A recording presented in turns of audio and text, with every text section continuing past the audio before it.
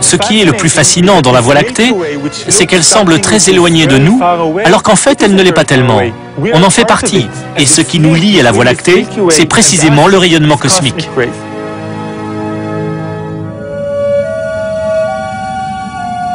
Le système solaire se déplace à travers les bras spiraux, et c'est dans cette région que se forment les nouvelles étoiles. Et parmi les nouvelles étoiles, il y a les étoiles massives qui ont une durée de vie assez courte et explosent en supernovae.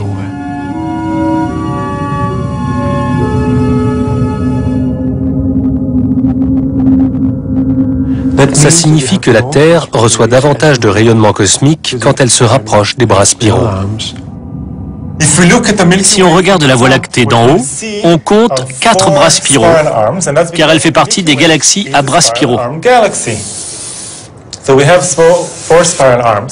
Nous-mêmes, nous sommes situés ici, sur un bras plus petit. Nous faisons le tour du Soleil en un an, mais tout le système solaire tourne autour de la Voie lactée en 250 millions d'années, ce qu'on appelle une année galactique.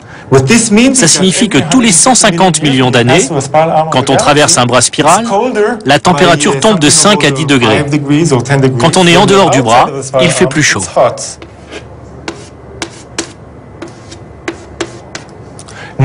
Actuellement, nous sommes sur ce petit bras. Nous avons donc un climat plutôt froid. Quand on pénètre dans un bras spiral de la galaxie, un rayonnement cosmique plus intense atteint la Terre.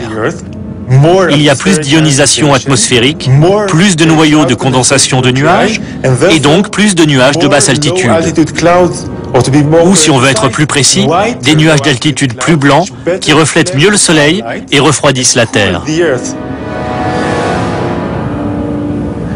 Ainsi, quand nous entrons dans un bras spiral de la galaxie, nous devons nous attendre à une baisse des températures.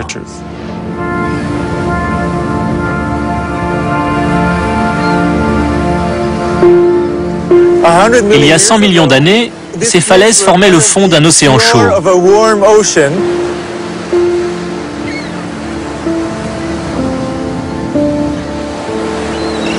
À cette époque, la Terre se trouvait entre 2 bras spiraux de la galaxie. La Terre était beaucoup plus chaude qu'aujourd'hui. Les dinosaures prenaient des bains de soleil en Alaska ou dans l'Antarctique.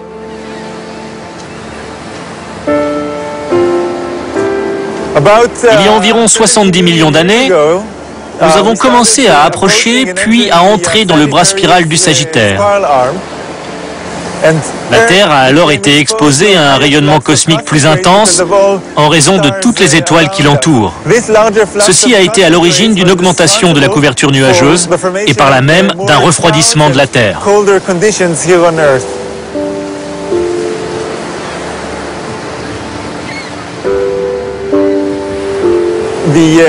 Les plaques de glace qui se sont alors formées ont repoussé les falaises hors de l'eau, comme des bulldozers, et ont plissé tout le paysage environnant.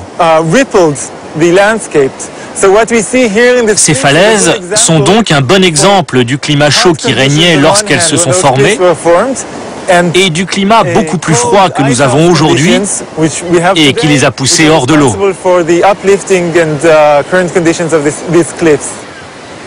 Il peut sembler bizarre de parler de conditions d'air glaciaire quand on fait référence à la période actuelle. Mais durant la plus grande partie de son histoire, notre planète n'avait pas de calotte glaciaire, alors qu'aujourd'hui elle en a. Il y a 450 millions d'années, la Terre vivait une période très froide de son histoire. Et pourtant, il y avait 10 fois plus de dioxyde de carbone dans l'atmosphère. Le dioxyde de carbone n'est donc pas un élément déterminant du climat, ou il ne l'était pas à cette époque-là. Quand on parle de changement climatique à une telle échelle, il s'agit de changements beaucoup plus importants que tous ceux que nous avons pu voir au cours de notre histoire.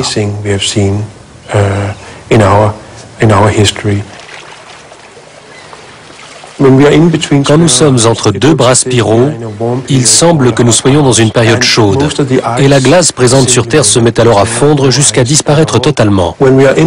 Quand on se trouve dans un bras spiral, la moitié de la surface de la Terre est recouverte de glace, et les changements climatiques sont beaucoup plus importants que tout ce que nous avons pu voir récemment.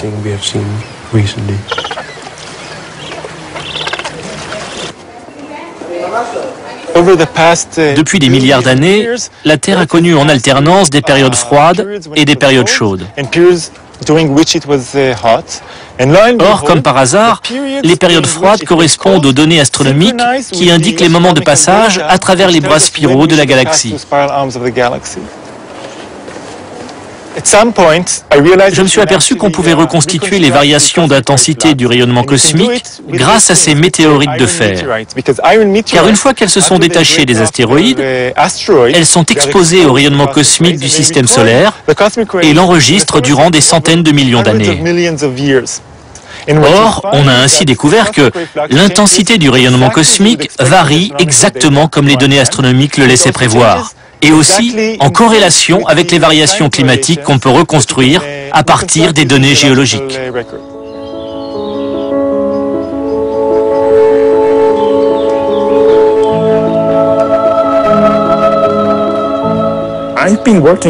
J'ai travaillé presque toute ma vie sur des questions liées à l'environnement. Et les points clés ont toujours été les changements de climat et la température des océans. On a beaucoup étudié des fossiles de ce type, qu'on appelle des brachiopodes. Ces coquillages enregistrent les températures des océans disparus. Quand ils se forment, ils reflètent la température de l'eau dans laquelle ils se trouvent, car ils incluent des atomes d'oxygène. On peut donc mesurer la proportion d'oxygène et obtenir ainsi la température des océans disparus, et par là même la température du climat terrestre. Grâce à ça, on peut reconstituer les températures océaniques sur 500 millions d'années. En analysant ces données, je me suis rendu compte qu'il y avait des oscillations dans les tendances générales des températures et que ces oscillations correspondaient de façon assez précise aux éléments climatologiques qu'on avait établis à partir des données géologiques. Avec des collègues, nous avons fait une étude statistique à partir de ces données et nous avons découvert qu'il y avait une périodicité d'environ 140 millions d'années qui régissait l'alternance des périodes chaudes et des périodes glaciaires. J'avais l'intuition que cette périodicité était peut-être liée à ce qui se passait dans le ciel. J'ai fait des recherches dans ce sens, mais je n'ai rien trouvé.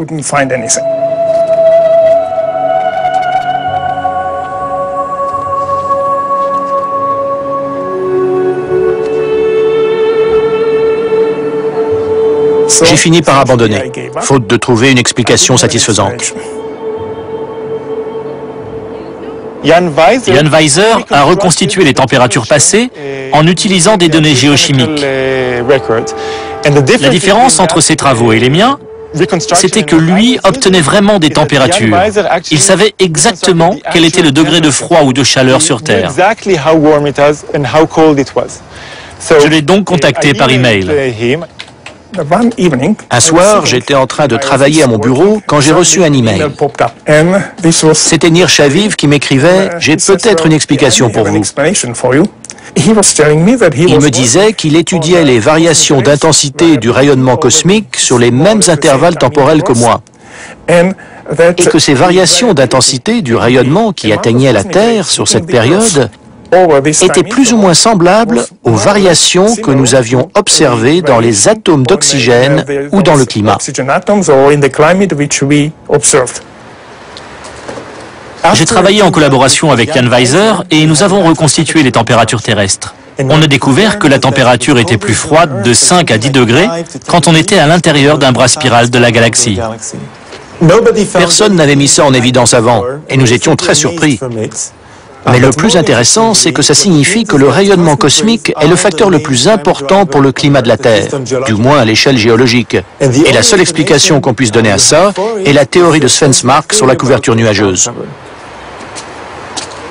Quand on compare les données géologiques et les données astronomiques, voilà ce que ça donne. Vous pouvez constater qu'il y a une correspondance. La courbe noire représente la reconstruction géologique des températures sur la Terre sur la base des données géochimiques de Jan Weiser.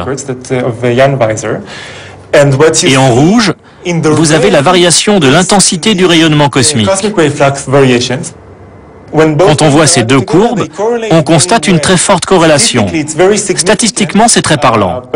Mais même sans se plonger dans les chiffres, devant ça, on voit tout de suite que c'est très significatif. It's very meaningful.